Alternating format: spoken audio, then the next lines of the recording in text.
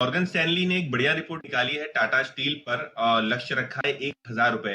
और ये लक्ष्य 1,000 रुपए इसके लिए रखा है क्योंकि जो सब्सिडीज का परफॉर्मेंस है, और हर्षदा ने बहुत सही तरीके से बताया कि दोनों ही टाटा स्टील लॉन्ग प्रोडक्ट्स और टाटा स्टील बीएसएल, ये दो सब्सिडरीज जो है टाटा स्टील की जो इकाइयां हैं, इन्होंने बहुत बेहतरीन तिमाही का रिजल्ट बताया है। और रिजल्ट के साथ साथ उन्होंने अपनी बैलेंस शीट पे जो कर्ज था वो कर्ज चुकाने पे भी फोकस किया है, जिसके कारण मॉर्गन स्टैनली को लगता है कि बहुत अच्छी तरीके से टाटा स्टील की कंसोलिडेटेड डेट जो है वो कम हो जाएगी। और ये जो कर्ज की जो कटौती हो रही है सब्सिडरीज में और टाटा स्टील में इस साइकिल में, वो एकदम सराहनीय है। और इसीलिए इन्होंने लक्ष्य रखा है 1,000 रुपए। और आगे चलते इनको ये भी लगता है कि जो कर्ज की कटौती है वो आगे जाते हुए ज्यादा हो सकती है, जिसके कारण इनको लगता है कि टारगेट में अपसाइड रिस्क उनको दिखाई दे रहे हैं। पे हैं आज देखिए वीरेंद्र, औरोबिंदो फार्मा पे जेपी मॉर्गन की रिपोर्ट आई है। उनका औरोबिंदो फार्मा पे ओवरवेट कॉल है। लक्ष्य उन्होंने बढ़ाया है 50 रुपए से, अब नया लक्ष्य है 1,100 रुपए। जेपी मॉर्गन का ये कहना है कि जो सीएनबीसी आवाज पे खबर चली थी औरोबिंदो फार्मा के इंजेक्टेबल बिजनेस के डीमर्जर की, वो एक बहुत बड़ा स्टेप हो सकता है कंपनी के लिए। उनको लगता है कि ग्लैंड फार्मा जैसी लिस्टेड कंपनियों के मुकाबले औरोबिंदो का इंजेक्टेबल बिजनेस काफी सस्ते वैल्यूएशन पे अवेलेबल है।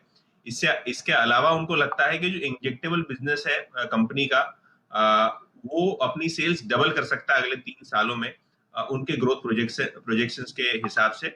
और अगर कंपनी डीमर्जर अनाउंस करती है अपने इंजेक्टेबल बिजनेस का, तो एक बहुत ही ज्यादा बड़ी अनलॉकिंग शेयर होल्डर्स के लिए उनको दिखाई दे रही है। और ये इवेंट पे उनकी नजरें रहेंगी क्योंकि इससे एक री रेटिंग औरोबिंदो फार्मा के लिए ट्रिगर हो सकती है। बताइए नेस्ले पे हाउस व्यूज क्या है? Good morning. देखिए वीरेंद्र, रिजल्ट्स जो थे वो ब्रॉडली इनलाइन जैसे मान रहे हैं। हालांकि सीएलएसए ने टारगेट प्राइस जो है लगभग लोअर कर दिया 250 रुपए से 19,000 के आसपास का। आउट परफॉर्मर रेटिंग मेंटेन की है। सीएलएसए का मानना यह है कि double digit growth domestic business के लिए दिखाया गया है, जो काफी अच्छा है। हालांकि एक्सपोर्ट मार्केट में थोड़ी सी कमी आई है।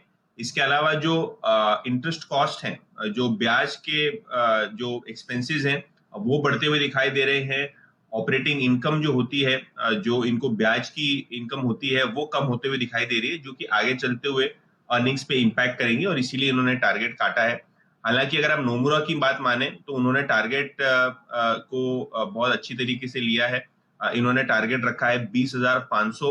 इनको लगभग 20% की अपसाइड नेस्ले में करंट लेवल से दिखाई दे रही है।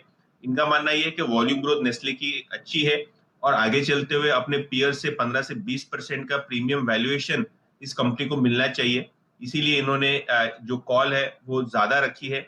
अगर आप औसत से देख लें, क्रेडिट सुइस, मक्वेरी, जेपी मॉर्गन, इन सभियों का टारगेट लगभग 18,000 से 18,500 रुपए के आसपास का है। हालांकि एक ब्रोकरेज गोल्डमैन सैक्स ने एक सेल रेटिंग लगाई है शेयर पे, टारगेट रखा है 12,905 रुपए।